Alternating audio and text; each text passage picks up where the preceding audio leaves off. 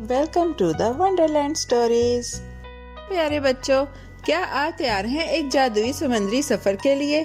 آج ہم آپ کو سنائیں گے ایک خوبصورت جل پری کی کہانی جس کا نام ہے جل پری اور عاجزی کا سبق۔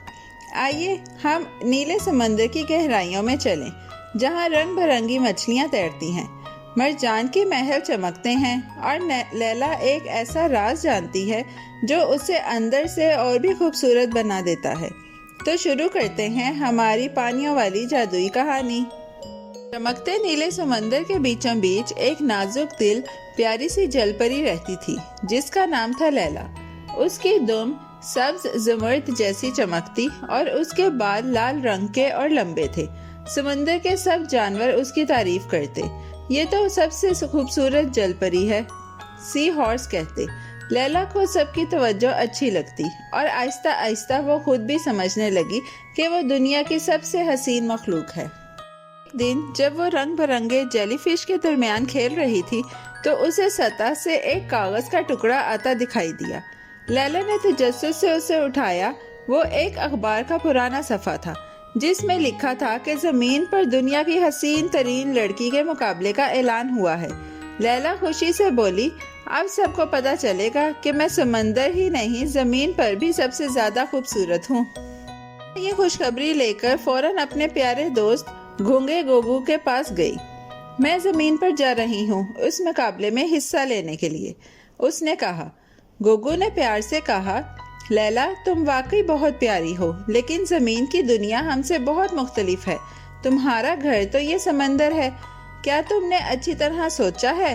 لیلا ہنس کر بولی، پریشان نہ ہو، جب وہ مجھے دیکھیں گے تو حیران رہ جائیں گے۔ پھر لیلا نے اپنے دوست کچھوے تکو سے کہا، کیا تم مجھے سطح تک لے جا سکتے ہو؟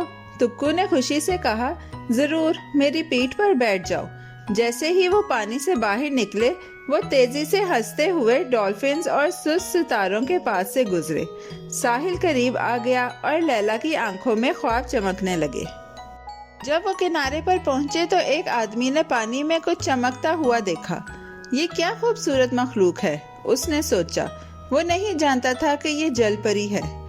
نرمی سے اس نے لیلا کو ایک جال سے نکالا اور قریب کے ہوٹل میں لے گیا۔ لیلا نے ہلکی آواز میں کہا، اوہ نہیں، یہ تو میری توقع سے کچھ الگ ہو رہا ہے۔ ہوٹل کے کچن میں خوشبوئیں پھیل رہی تھیں۔ شیف نے لیلا کو ایک بڑی سی پلیٹ میں سبزیوں کے ساتھ رکھ دیا اور سمجھا کہ یہ کوئی خاص سجاوٹ ہے۔ کیا خوبصورت منظر ہے، اس نے کہا۔ لیلا نے خود کو پرسکون رکھا۔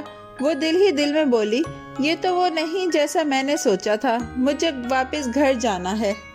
جیسے ہی شیف پلٹا لیلا کی آنکھوں میں نمی آ گئی۔ شاید میں غلط تھی، اس نے آہستہ سے کہا۔ اصل میں تو یہ ضروری ہے کہ آپ کو جیسے آپ ہیں ویسے ہی چاہا جائے۔ اس نے اپنے دل پر ہاتھ رکھا اور پوری محبت سے کہا، اے میرے سمندر، مجھے واپس بلا لو۔ میں سیکھ گئی ہوں کہ عاجزی میں ہی خوبصورتی چھپی ہوتی ہے۔ اسی وقت ہوا کا ایک نرم جھونکا آیا اور پلیٹ پر رکھا کھیرا نیچے گر گیا۔ لیلا نے ہمت کی اور آہستہ آہستہ پلیٹ سے ایک بالٹی میں چھلانگ لگا دی۔ وہاں سے وہ آہستہ سے دروازے کی طرف بڑھی اور ساحل کی جانب بھاگ نکلی۔ نمکین لہریں اسے خوش آمدید کہہ رہی تھیں، جیسے پرانے دوست گلے لگا رہے ہوں۔ شور کے پانیوں میں تکو کچھوا اس کا انتظار کر رہا تھا۔ لیلا تم واپس آ گئی، وہ خوشی سے بولا۔ لیلا مسکرا کر اس کی پیٹھ پر بیٹھ گئی اور دونوں سمندر کی گہرائیوں میں واپس تیرنے لگے۔ راستے میں ہنستے کیکڑے، خوش مچھلیاں اور نرم مرجان ان کا استقبال کر رہے تھے۔ گوگو گھونگا بھی خوشی سے چمک رہا تھا۔ ہوا تھا؟ گوگو نے نرمی سے پوچھا۔ لیلا نے کہا، میں تعریفوں کے پیچھے بھاگی لیکن مجھے ایک اور خزانہ ملا، یہ جاننا کہ خوبصورتی صرف ظاہری نہیں ہوتی۔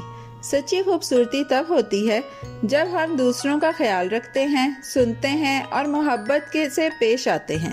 سب دوستوں نے خوشی سے سر ہلایا۔ اس دن کے بعد لیلا کو صرف خوبصورتی کے لیے نہیں بلکہ اس کی نرمی، عاجزی اور محبت بھرے دل کے لیے بھی یاد رکھا گیا۔ وہ اب بھی اپنی دم کو چمکاتی اور گاتی تھی، لیکن ساتھ ساتھ دوسروں کی مدد بھی کرتی، سنتی اور سادگی میں خوش رہتی۔ बच्चों याद रखो, जब तुम सच्चे, नरमी से भरे और ईमानदार होते हो तब ही तुम सबसे ज़्यादा चमकते हो, क्योंकि असल जादू यही है कि तुम जैसे हो वैसे ही बेहतरीन हो। प्यारे बच्चों, कैसी लगी आपको ये कहानी? ऐसी ही मज़ेदार कहानियाँ सुनने के लिए हमारे चैनल को लाइक, सब्सक्राइब और शेयर करना मत भूलिएगा। Bye bye.